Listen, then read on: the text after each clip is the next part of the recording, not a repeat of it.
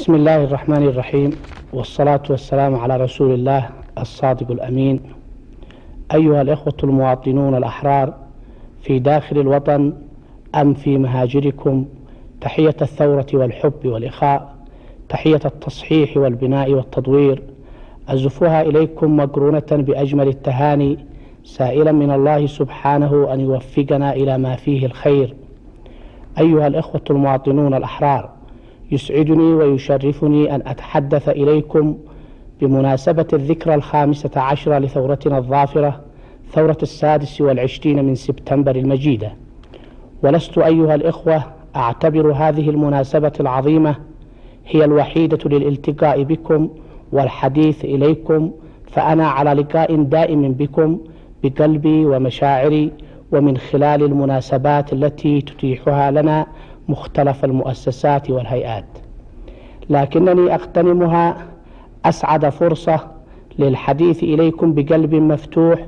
وأطرحكم في الصورة أمام قضايانا المتعددة وكل ما يجري اليوم في بلادنا على كافة المستويات، اقتصادية وإنمائية واجتماعية وسياسية. أيها الإخوة الأحرار، ليس عسيرا على المسؤول أن يتحدث إلى الجماهير حوله ويروي لهم أحلامه وتطلعاته نحو بناء حياتهم وحياة أبنائهم مستقبلا، فأيسر ما يكون هو هذا الكلام النظري، لكن من الناحية العملية تأتي الصعوبة. نحن أيها الإخوة بعد مرور 3 أعوام على حركة 13 من يونيو التصحيحية، وبعد 15 عاما مضت على قيام ثورة 26 من سبتمبر الظافرة،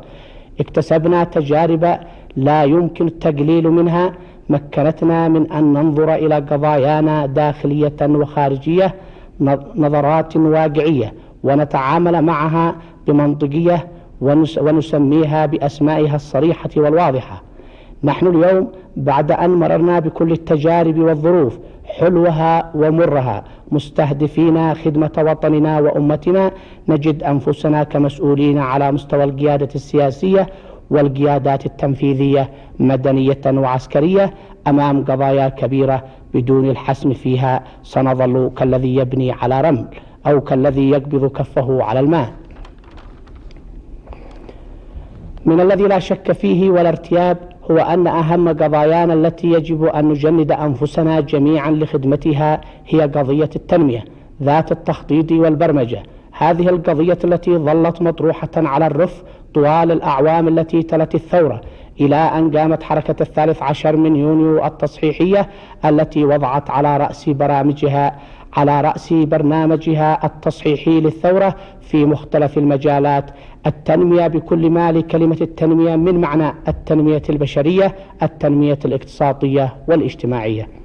أيها الإخوة، إنني اليوم عندما أتحدث عن هذه القضية وأطرح أمامكم موضوعها وما أمكن التوصل إليه بشأنها، إنما لأضع المقارنة بين ما كنا عليه وما نحن عليه اليوم، وليس هذا تقليلا من شأن المنجزات التي تحققت عفويا وبدون برمجة ولا تخطيط من بعد قيام ثورتنا الظافرة، وإنما من قبيل توضيح ما للبرمجة والتخطيط من أهمية في تحقيق الكثير والكبير من المنجزات. قامت الثورة أيها الإخوة المواطنون، وكلنا كنا نتصور أنه بمجرد اقتلاع الإمامة من جذورها ستنتهي كل المعضلات والمشاكل، ولم يكن في بال أحد ما يعنيه قيام الثورة من تغيير وما يتطلبه من جهد وتضحية من أجل ترسيخ اليقين الثوري في النفوس من ناحية، ومن ناحية ثانية ما ينبغي عمله في سبيل تجنيب الشعب معرة الصراع. ولأن بعض المسؤولين من بداية قيام الثورة إلى أعوام تلت ذلك ظلوا يتمثلون الثورة مناصب ومراكز، حتى ولو كان ذلك على حساب الثورة ومبادئها الستة الخالدة،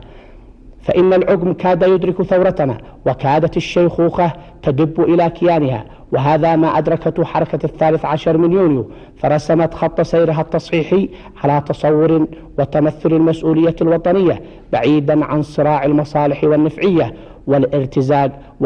وممارسة ضروب العمالة. أيها الإخوة المواطنون، أينما كنتم وحيثما تكونون، لقد تلخصت ثورتنا الظافرة في مبادئها الستة الخالدة، والتي يأتي في مقدمتها بالمعنى بناء المجتمع اليمني بعد زوال الإمامة على أساس من العدل وتكافؤ الفرص، وصولا إلى تحقيق تقييم المبادئ وإلى تحقيق الديمقراطية الحقة في ظل نظام جمهوري عادل له ضوابطه وله في نفس الوقت المدلول الوطني الشامل. وفي سبيل ذلك أيها الأخوة ركزنا على نقطتين أساسيتين لخدمة المبادئ الستة لثورتنا الظافرة. النقطة الأولى تصحيح ما هو قائم بحيث يصح عليه البناء الفوقي. النقطة الثانية هي التخطيط والبرمجة في توجيه الدولة نحو التنمية الاقتصادية والبشرية والاجتماعية، بحيث يتأتى لنا كدولة وكشعب أن ندخل من الأبواب الفسيحة إلى ما في هذا العصر من ظواهر تقدم وحضارة، ونتعامل مع النافع منها لمصلحتنا وفق مبادئ ثورتنا إصلاحيا واقتصاديا واجتماعيا وثقافيا وسياسيا. لقد كان لنا برنامج ثلاثي للإنماء والتطوير الاقتصادي والاجتماعي، ووضع أقدامنا على درجات السلم بثبات في المجال الداخلي والخارجي. ولا ندعي لأنفسنا أننا قد نفذنا ذلك البرنامج وطبقناه كاملا، وإنما نستطيع أن نقول إننا إلى جانب ما أمكن لنا أن نطبقه من ذلك البرنامج، وهو نسبة منطقية بالنظر إلى ما أحاط بنا من ظروف، قد استفدنا كثيرا، إذ أننا دخلنا تجربة الخطأ والصواب في التخطيط والبرمجة، وكسبنا معرفة وخبرة بمواطن ضعف ونقص ما كنا لنعرفها لو لم نضع ذلك البرنامج. ولذا فإن وضع الخطة الخمسية الشاملة قد تم على أساس من المعرفة والتجربة. أيها الإخوة الأحرار،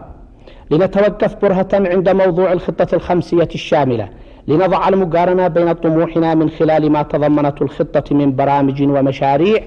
على جميع الأصعدة، وبين ما كانت تسير عليه الأمور في مجال التنمية الاقتصادية والبشرية والاجتماعية والمجالات التي تخدمه. نحن نعرف أيها الإخوة أنه منذ قامت ثورتنا الظافرة تلقفت جمهوريتنا الفتية الكثير من المعونات والقروض من الأشقاء والأصدقاء والمؤسسات أو المصارف الإنمائية العربية والدولية، بغية خلق اقتصاد في بلادنا وتنمية، وعلى رغبة في الاستثمار المساعد على خلق تطور سريع، وفي نفس الوقت في التعاون على محاربة التخلف الرهيب الذي ورثناه من الحكم الإمامي المتوكلي المباد، والإسهام في توثيق عرى مصالحنا بالأشقاء والأصدقاء وتلك المؤسسات الاقتصادية. ونعرف كذلك أن معظم من أعانوا أو ساعدوا أو قدموا القروض قد ضاقوا ذرعا، لأننا لم نستطع أن نستوعب ما قدموه ولم نوظفه في الأغراض والمشاريع التي كان يخصص لها، ولهم الحق لأنهم يريدون بما يقدمونه عائدا معنويا وماديا. أنا اليوم لا أتجنى على أحد من الأخوة الذين سبقوني، وإنما أعيد ضياع كل ما أنصب على جمهوريتنا من معونات وقروض مخصصة لمشاريع معينة إلى غياب أو انعدام التخطيط والبرمجة، وإلى الارتجالية في المشاريع ومراعاة الأمزجة في توزيع تلك المشاريع التي فشل معظمها إن لم نقل كلها. ومن خلال الخطة الخمسية الشاملة تبدو هذه الحقيقة ناصعة وجلية، ويتضح أن الخطة الطموحة لم تحاب أحدا ولم تخضع لمزاج أحد، وفي الوقت ذاته لم تفرق بين محافظة وأخرى في مشاريع التنمية والخدمات، وأعتبرها أنا شخصيا إنجازا ضخما، وأدعو إلى العمل من أجل تحقيق ما تضمنته من المشاريع. أدعو كل مواطن شريف فهي منفذنا إلى مقاومة وقهر التخلف الذي خلفته لنا الإمامة البائدة، وما تكون بعد إبادتها من أخطاء مكنت ذلك التخلف من أن يفاقم حدته. أيها الإخوة المواطنون الأحرار، إن هذا العصر هو عصر الحضارة والتقدم والازدهار، ولكن الدخول إليه لا يمكن أن يتم ارتجالا، ولا عفوا لا بد من التخطيط العلمي والبرمجة القائمة على أساس من فهم ما نريد. وخطتنا الخمسية قد جاءت بعد دراسات متكاملة وناضجة، وساهمت في وضعها الخبرات العلمية التي استعنا بها، ولذا فإن علينا أن نماشيها واثقين من أننا في المضي في طريق تطبيقها إنما نمضي نحو تطلعاتنا ومطامحنا، على أن العمل من أجل إنجاح برامج هذه الخطة هو المقياس الحراري للوطنية والصدق والإخلاص للشعب والوطن والثورة ومبادئها الستة الخالدة. هناك من يضع بعض التساؤلات حول هذه الخطة، وأهمها أنها أعطت جانب برنامج الخدمات أكثر من الذي أعطته برنامج التنمية، وهناك من يركز على جانب التمويل. فللجانب الأول نقول إن جانب الخدمات لم يأخذ النصيب الأوفر، وأن معظم هذا الجانب هو خدمات للإنماء. التعليم مثلا من الخدمات التي تقدمها الدولة للشعب، لكنه مرتبط بالتنمية في الخطة الخمسية. فالمعاهد العليا مثلا كمعاهد المعلمين والمعاهد الصحية والمعاهد الهندسية زراعية وميكانيك والمعاهد التجارية والفنية والمهنية والحرفية قد جاءت ضمن توجهنا، وأعطتها خطتنا الخمسية أعظم الاهتمام. وهي إذا نحن أمعنا النظر وجدنا أنها خدمات استهلاكية عادية، وإنما هي خدمات لبناء الفرد وإعداده ليكون داخل المجتمع كفاءة تسهم في التطور وسرع الرخاء واختصار الزمن لقهر التخلف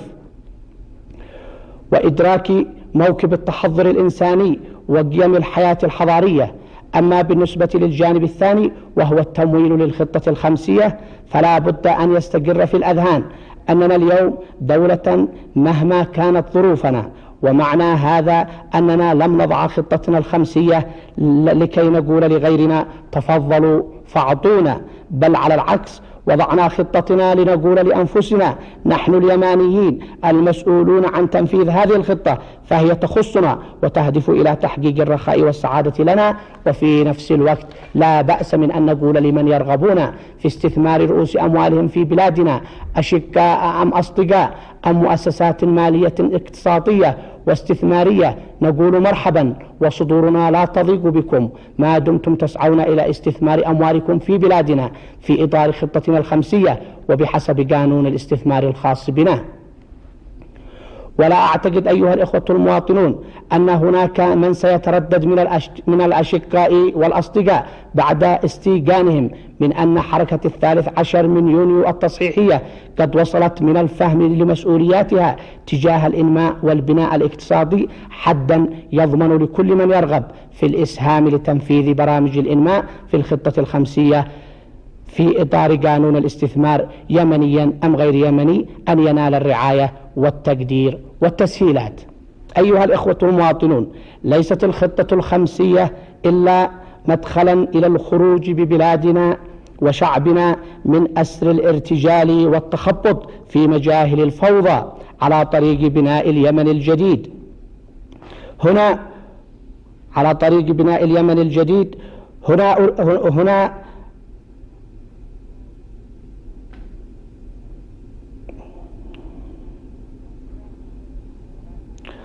أزيد ولكني أؤكد ما سبق أن طرحته وأطرحه دائما على القوى الوطنية بأننا مسؤولون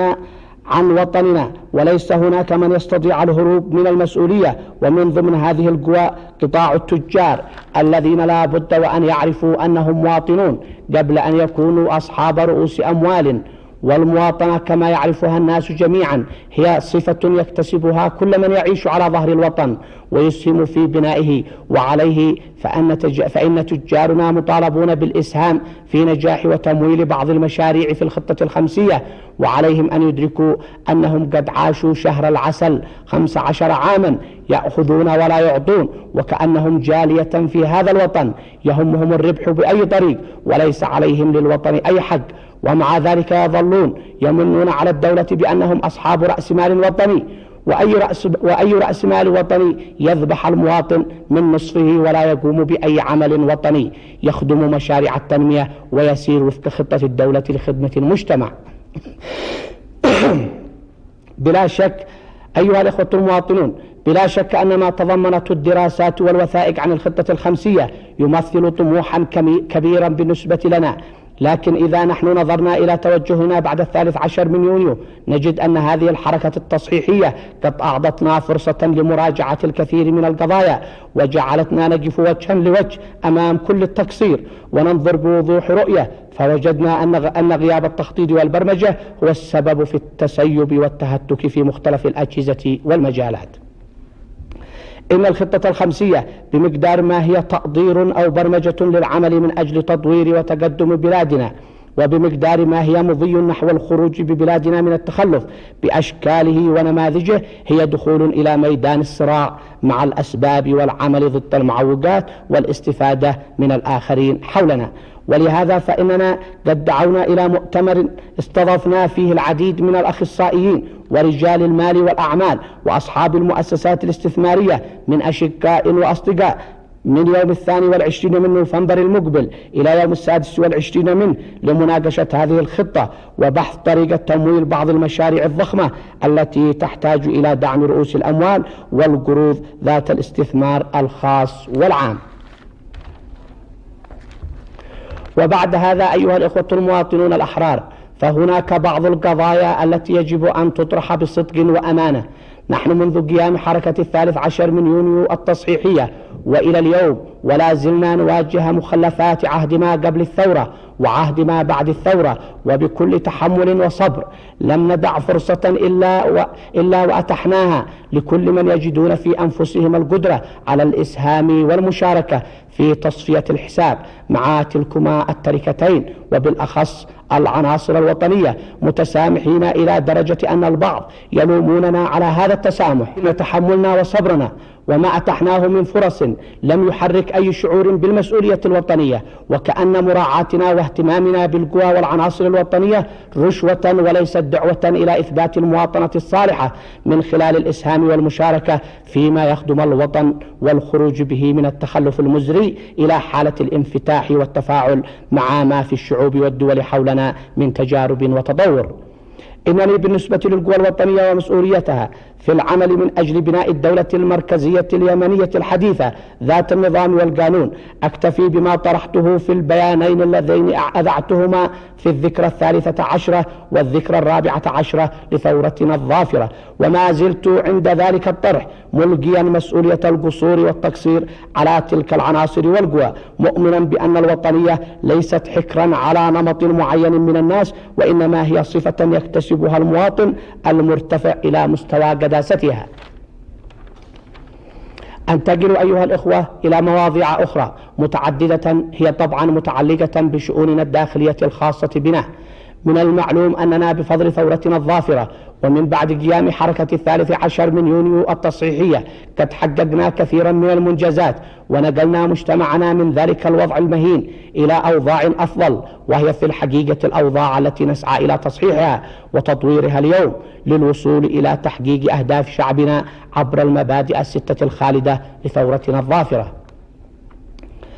نقلنا شعبنا أيها الأخوة من الحكم المتوكلي الإمامي الذي كان قائما على الفردية والكهنوت والسلالية إلى النظام الجمهوري العادل، نظام حكم الشعب لنفسه وبلا دجل وتضليل ولا تفريق. وهذه الانتقالة لم تكن سهلة ولم تكن بسيطة ولم يكن الثمن لها قليلا، إن التكلفة كانت كبيرة وضخمة ودفعها شعبنا من أغلى ما يمتلكه وهو شبابه وأبطاله، وبفضل ذلك وضعنا قضايانا أمام تحديات التخلف، موقنين بأنه لا بد من أن تكون لنا في صراعنا الطبيعي والمنطقي معالم واضحة وجلية، أن نكون على جانب من الصراحة والصدق وأن نكون على جانب من الصراحة والصدق في تحديد ما يجب أن نعمله في سبيل أن نسخر ونضاعف المكتسبات لشعبنا في ظل ثورتنا الظافرة وضمن الاستراتيجية الوطنية التي اشتملت عليها. إن من ينظرون إلينا اليوم ولم تتح لهم فرصة التعرف على واقعنا قبل اندلاع الثورة وتطهير بلادنا من الحكم الإمامي المتوكلي المباد لا يستطيعون أن يدركوا الفرق بين أوضاعنا اليوم في ظل النظام الجمهوري وبين الأوضاع المزرية التي كنا عليها في ظل ذلك الحكم الإمامي المباد. نحن اليوم نبني ونعمر ماديا، ونبني ونعمر معنويا. نحن نبني الشباب ونعده تعليما وثقافة ورياضة باعتباره صاحب المسؤولية وحامل الرسالة مستقبلا. ومن خلال وزارتي الإعلام والثقافة والشؤون الاجتماعية والعمل والشباب نبني المراكز الثقافية ونساعد الأندية والنقابات والجمعيات المتعددة. إنما أنجزناه في قطاع الشباب والعمال ثقافة وإعدادا فنيا ليس بالشيء الهين ولا البسيط. العمال وهم العمود الفقري في كياننا الإنتاجي والاقتصادي، يحظون اليوم ويحاطون بكامل الرعاية، وتبنى لهم المدن، وتتحمل الدولة عنهم ومن أجل إسعادهم وأسرهم الكثير من الالتزامات، وهو واجبها. وهنا لا بد لي من وقفة خاصة مع إخواني العمال في مصانعنا وفي مؤسساتنا العامة والخاصة والمختلطة، لأقول لهم بأن المسؤولية التي يحملونها هم بالذات من أجل بناء الوطن وازدهاره هي أعظم من أي المسؤوليات الأخرى، فمزيدا من الجهد لمضاعفة الإنتاج ومزيدا من احترام المسؤولية. أيها الإخوة المواطنون، إننا على الصعيد المالي والإداري والرقابة الرسمية والشعبية أقمنا اللجنة العليا للتصحيح التي أثبتت بلجانها الأساسية والفرعية في كل الأجهزة المدنية في المحافظات والقضوات والنواحي وفي قطاع القوات المسلحة والأمن، أثبتت أنها عند مسؤولياتها وأنها تعبر عن التوجه الصادق لحركة 13 من يونيو نحو بناء الدولة المركزية اليمنية ذات النظام والقانون. كما أقمنا الجهاز المركزي للرقابة والمحاسبة والنيابة الإدارية والمحكمة التأديبية، وكلا هذه الأجهزة تقوم بمهماتها وتعمل لأداء الغرض المراد من وجودها. وفي ظل الثورة والنظام الجمهوري وفي إطار المبادئ الستة الخالدة توجهنا نحو إعادة بناء القوات المسلحة والأمن ووضعهما أداة في يد الشعب ممثلا في السلطة الوطنية، بعد أن كانتا صورة للتمزق وميدانا للسباق النفعية من مراكز القوى لكسب ولاء البعض منها وجعلها حراسة لمصالح ذاتية. ولم نبالي من انزعاج وغضب أولئك الأخوة الذين تضرروا من الإجراءات التي اتخذتها القيادة لإعادة الجيش والأمن ملكا للشعب وحماية لمكاسبه ونظامه ومبادئ ثورته. أيها الإخوة المواطنون الأحرار، إن حركة 13 من يونيو التصحيحية قد وضعت القوات المسلحة والأمن في وضعهما الطبيعي، فهما اليوم ملك للشعب وأداة ضيعة في يده لحماية أهداف ثورته وخدمة كل غرض له نحو التطور والازدهار. ونحن اليوم عندما نبنيهما كيفا وكما لا نعمل ذلك إلا ليظل في مسار حركة 13 من يونيو في إطار ثورتنا الظافرة حارستين للشعب ومكاسبه وسيادته واستقلاله، وأداة في يد الشعب لصد الشرور وجمع كل من يخرج على الحق والعدل باغيا معتديا، وضرب كل من لا يرعوي عن الغي فيسيء إلى إخوانه المواطنين ويتحدى في بلادنا سلطان الله وهي الدولة. وإن بناء القوات المسلحة والأمن كما وكيفا لا يقتصر الغرض منه على هذه المهام الداخلية، بل يتجاوزها إلى ما هو أبعد. إن المشاركة والإسهام الفعال في معارك أمتنا العربية ضد أعدائها وفي نضال الشعب العربي الفلسطيني، وليس يعني إعادة بناء قواتنا المسلحة والأمن على الأسس الحديثة اليوم إيفاء أدوارهم المشرقة في سبيل انتصار الثورة والنظام الجمهوري، بل إن هذا رد للجميل لهما. فالتضحيات الكبيرة التي قدمها الجنود والضباط والدماء التي أريقت والأرواح التي أزهقت في رؤوس الجبال وبطون الأودية من ضباط وجنود القوات المسلحة والأمن على مدى 8 أعوام 3 أيام الثورة، هذه التضحيات توجب علينا أن نقف جادين وصادقين في بناء هاتين القوتين. إن موقف القوات المسلحة والأمن على طول مسيرة 15 عاما أثبتت بأنه ما لم يكن الاعتماد في مواجهة المشاكل والاعتداءات على قوات رسمية مسلحة ولاؤها لله وللوطن والدولة والنظام الجمهوري، فإنه من المستحيل تحقيق أي انتصار ولهذا فنحن سنظل نبني قواتنا المسلحة والأمن ونكتفي بهما لمواجهة أي خطر يتهدد أمننا وسيادتنا واستقلالنا، وللإسهام مع جيوش أمتنا العربية في معاركها ضد الصهيونية وفي سبيل استرداد حق الشعب العربي الفلسطيني الشقيق.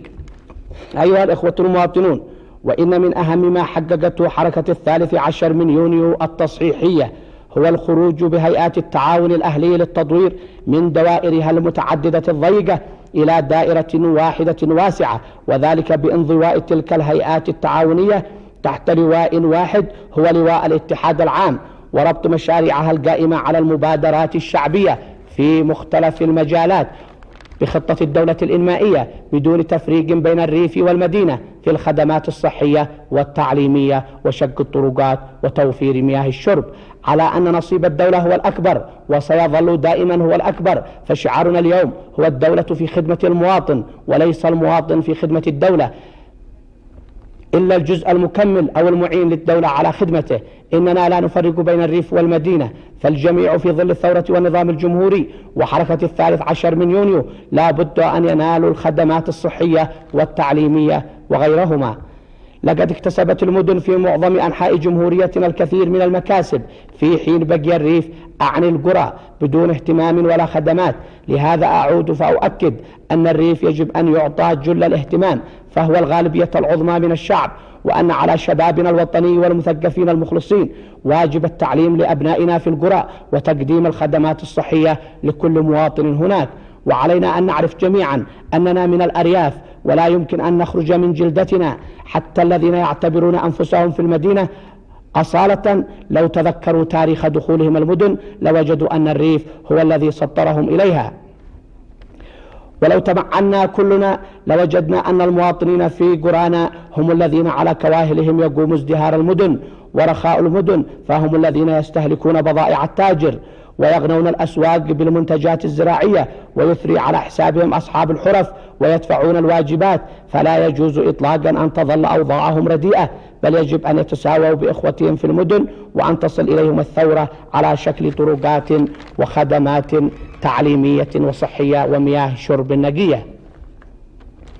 أيها الإخوة، إن حركة 13 من يونيو التصحيحية في إطار المبادئ الستة الخالدة لثورتنا الظافرة قد فتحت المجال واسعا أمام القادرين على الإسهام في بناء مجتمعنا الجديد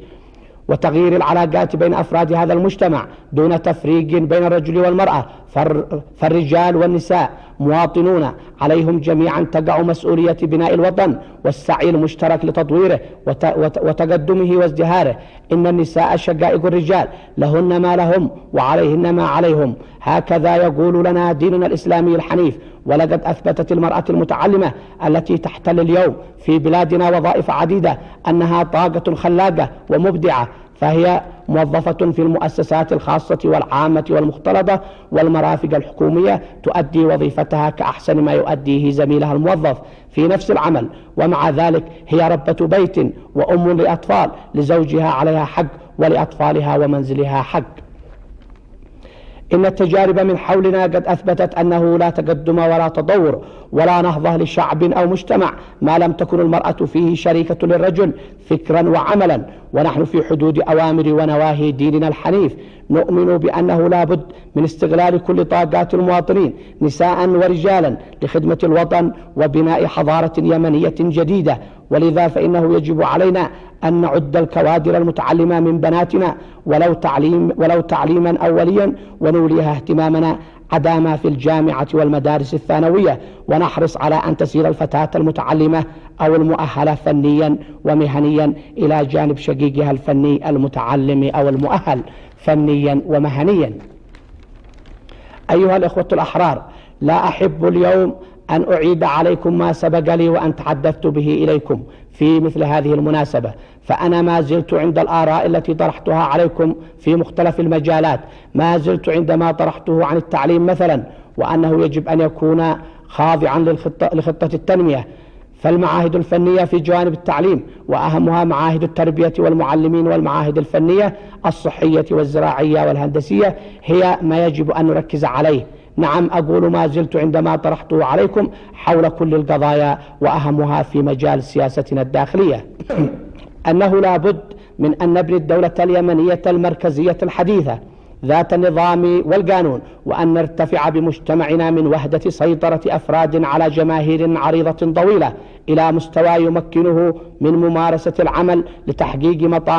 مطامحه وتطلعه في الحياة الحرة الكريمة، بحيث لا يستطيع أحد أن يتحكم فيه أو يستفيد من حماسه خدمة لأغراضه ومنافعه الشخصية. إن هذا العهد لا يمكن أن يكون عهد تفتيت وتمزيق للوحدة الوطنية، وبمعنى أدق لا يمكن أن يكون عهد زرع بذور تفريق الجميع ليبقى الحكام. إنه عهد الحرية والكرامة والعزة بالنسبة للفرد، وهو بالنسبة للمجتمع ممثلا في طلائعه المثقفة المتعلمة والواعية، وبالنسبة للدولة والمسؤولين فيها عهد المسؤولية الوطنية. ومن هذا الموقع نقول صرحاء إن الذين يريدون أن يفرضوا علينا مواقف أو يجرونا إلى مواقف تصرفنا عن مهمتنا الأساسية التي هي بناء الدولة اليمنية المركزية الحديثة ذات النظام والقانون وصولا إلى بناء وطننا وتنميته بشرا واقتصادا، إنما يعملون لمصلحة الشيطان الرجيم، ولا يعملون لمصلحة هذا الوطن الذي تغذوا بهوائه ومائه وخيراته، ونعموا وينعمون فيه، وسرحوا ومرحوا على ظهره، والذين لن يجدوا عوضا لهم عن آلاف الأمتار شبرا واحدا في أي أرض أخرى. إننا تحت أي ظرف وما دمنا نحمل الشرف المسؤولية الوطنية سوف لن نسمح لأحد أن يجرنا إلى خارج موقعنا اليمني، أو يعكر الصفو بين إخواننا الأشقاء وبين الأصدقاء. إن سياستنا الداخلية أيها الإخوة واضحة وضوحا تاما، وليس هناك أي غموض، فنحن نهدف إلى تحقيق الديمقراطية والعدل الاجتماعي، ولكن بمفهومنا الوطني وحسب احتياجنا والضرورة التي تفرض علينا هذا التوجه. إننا نؤمن أقصى الإيمان بأنه لا بد من أن يكون لمجتمعنا نهجا ديمقراطيا وتوجها اقتصاديا يخدم غالبية إن لم نقل كل أبنائه، غير أنه لا بد من أن يكون للديمقراطية مفهوما خاصا لنا. إن الديمقراطية في مفهومنا أيها الإخوة هي حكم الشعب ممثلا في مثقفيه وقطاعاته التي تخدم وتعمل بنزاهة من أجله وتضحي في سبيل الارتفاع بمستوى أفراده اقتصاديا وتعليميا واجتماعيا وسياسيا. أيضا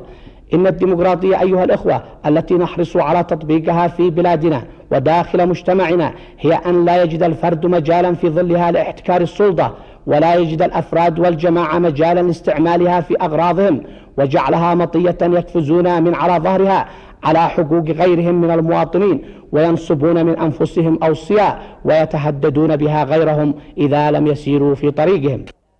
أيها الإخوة اليوم منتهزا للمناسبة لأتحدث مزايدة عن الديمقراطية. يعلم الله أن الديمقراطية والعدل يجريان في دمي، ولكنني أتحدث عنهما وأقول لكم إن من قد يتظاهرون بالتمسك بهما لو أتيحت لهم فرصة للوصول إلى السلطة لذبحوهما من الوريد إلى الوريد، والشعب قد جربهم عدالة وديمقراطية قبل وبعد الثورة. إننا أيها الأخوة في سبيل أن نبني صرح الديمقراطية بصدق وإيمان قد حاولنا أن تكون لنا تجربة خاصة بنا وصولا إلى إرساء دعائم هذا البناء، ولقد كان من الطبيعي ما دمنا مؤمنين بالشعب وبأن الديمقراطية هي تسيير الشعب لأموره دون ما فرض ولا سيطرة لأفراد، أن ندخل مدخلا جديدا ونسعى إلى أن يصل الشعب إلى حقه عن طريق مستقيم. فبدلا من أن تقوم أو تجرى انتخابات صورية لا يستطيع المواطن عن طريقها أن يعطي صوته وهو واثق من أنه أعطاه لمن يمثله فعلا ويعبر عنه صدقا، بدلا من هذا دعونا إلى مؤتمر شعبي عام يلتقي فيه الشعب بالقيادة والحكومة ويقررون الأسلوب أو الطريق الذي يعبرون عليه للوصول إلى الديمقراطية الحقة، حتى يتأتى الإعداد السليم للانتخابات الحرة المباشرة الصحيحة. أيها الإخوة الأحرار، هناك موضوع كلنا نوليه أهمية قصوى، ذلك هو موضوع إعادة الوحدة اليمنية كمطلب شعبي لأبناء اليمن في الشطرين، وكهدف أساسي من أهداف ثورة 26 من سبتمبر وثورة 14 من أكتوبر. فماذا عملناه من جانبنا وماذا عمله إخواننا هناك من جانبهم خلال هذا العام فقط؟ من جانبنا أيها الإخوة مضينا إلى أبعد ما كنا نتصور. التقيت بالأخ الرئيس سالم ربيع علي رئيس مجلس الرئاسة في فبراير في مدينة قعضبة، ووجدنا أنه من الأفضل أن نتبع الطرق الواضحة والسهلة وصولا إلى ما نريده لوطننا من عودة إلى أصله وإلى حقيقته التاريخية، وذلك بتوحيد بعض المنهج الدراسي بالنسبة لقطاع الطلبة والطالبات، والتبادل التجاري والتعاون الاقتصادي. وقد خضونا فيما يتعلق بالمنهج الدراسي خطوة لها أهمية كبرى، فقد تشكلت لجنة مشتركة فألفت كتاب التاريخ اليمني للمدارس اليمنية في الشطرين، وها هو تحت الطبع وسيدرس في هذا العام الدراسي. ولقد وصل الأخ الرئيس سالم ربيع علي إلى صنعاء أخيرا، حيث التقينا والتقى بالأخوة جميعا، وأكدنا على أن يظل هذا هو مسلكنا حتى نخلق الجو الملائم للدخول إلى القضية وتحقيق النجاح الكامل للوحدة اليمنية إن شاء الله. أما الإخوان من جانبهم فإنهم لم يألوا جهدا ويبدون من الحماس وحسن النوايا ما يستحقون عليه التقدير والشكر واكتساب الثقة. أيها الإخوة المواطنون، والآن نخرج بالحديث عن قضايانا وأوضاعنا الداخلية إلى موضوع سياستنا الخارجية وعلاقاتنا بمن حولنا ومواقفنا على الصعيد القومي ومن القضايا الدولية والإنسانية العادلة. إنه مما لا جدال فيه أن السياسة الخارجية لأي دولة تأتي انعكاسا لسياستها الداخلية وتوجه القيادة السياسية العليا فيها. وسياستنا الخارجية منذ حركة 13 من يونيو لم تخرج عن هذه القاعدة. إن علاقاتنا بأشقائنا جميعا هي علاقات الأخوة والمحبة والتعاون المثمر لما في خير أمتنا العربية والإسلامية ولما يخدم المصالح الوطنية العليا المشتركة. وقد زاد هذه العلاقات الأخوية رسوخا ومتانة نهجنا السياسي المتزن داخليا وتعاملنا المرن مع إخواننا الأشقاء النابع من إيماننا بأننا جزء من الأمة العربية والإسلامية، ما يؤلمها يؤلمنا وما يسيء إليها يسيء إلينا، وما ينفع أو يخدم قضاياها يخدمنا. ومواقفنا الثابتة بالنسبة لقضية الشعب العربي الفلسطيني وحقه المشروع في إقامة دولة فلسطينية على أرض فلسطينية. وبالنسبة للقضايا القومية المصيرية الأخرى نحن مع كل قضية عربية عادلة، ولا نتردد إطلاقا كلما طلب منا البذل والتضحية. ولا شك في أننا في هذا العام بالذات قد قمنا بدورنا في المجال القومي خير قيام، وأخذنا المبادرات وكسبنا ثقة الأشقاء بنا. أما علاقاتنا بالأصدقاء فإنها قائمة ومنتظمة على أساس الاحترام المتبادل أولا، والتعامل النزيه ولخدمة المصالح المشتركة ثانيا، ولا نفرق بين صديق وصديق، فنحن نمد أيدينا نظيفة بيضاء للتعامل مع الأصدقاء جميعا منطلقين من مبدأ حددته ثورتنا الظافرة، ذلك هو التعاون مع كل الدول بحياد وعدم انحياز ولخيرنا ومصلحتنا وخيرهم ومصالحهم. ولنا أيضا أيها الإخوة موقف ثابت لا يمكن أن يتغير تجاه التفرقة العنصرية والظلم والقهر والاضطهاد في روديسيا وجنوب أفريقيا في كل منطقة يعاني المواطنون فيها من هذه الويلات. ولنا موقف ثابت تجاه القضايا الإنسانية العادلة. إننا ندين العنصرية والظلم والاضطهاد في أي مكان في العالم، وندين العنصرية الصهيونية الحاقدة على البشر جميعا، ونؤيد كل دعوة إلى الخير والسلام والأمن والاستقرار في العالم كله، مؤمنين بأن التعايش بسلام بين البشر هو الأصل، وأن الصراع الاستعماري على المصالح هو مبعث الشرور والدمار.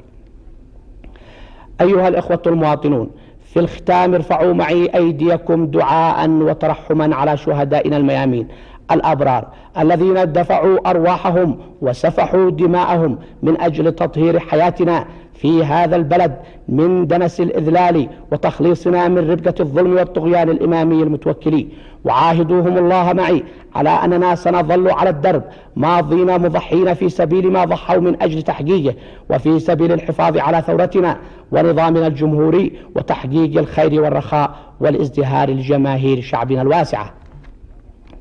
كما أرجو أن نرفع أيدينا دعاء وترحما على أولئك الأخوة الشهداء الأبطال من أبناء مصر العربية الذين كتبوا بدمائهم آيات البطولة على هذه الأرض مدافعين عن ثورتنا ونظامنا الجمهوري الخالد، فلهم من الله المغفرة والرحمة وحسن الثواب، ولمصر الفخر بهم، ولهم علينا أبدا ودائما أن نظل أوفياء أمناء على ثورتنا التي سندوها ونظامنا الجمهوري الذي أعاننا على ترسيخه وانتصاره. أيها الأخوة المواطنون، أحييكم وأودعكم، وفقكم الله ورعاكم، والسلام عليكم ورحمة الله وبركاته.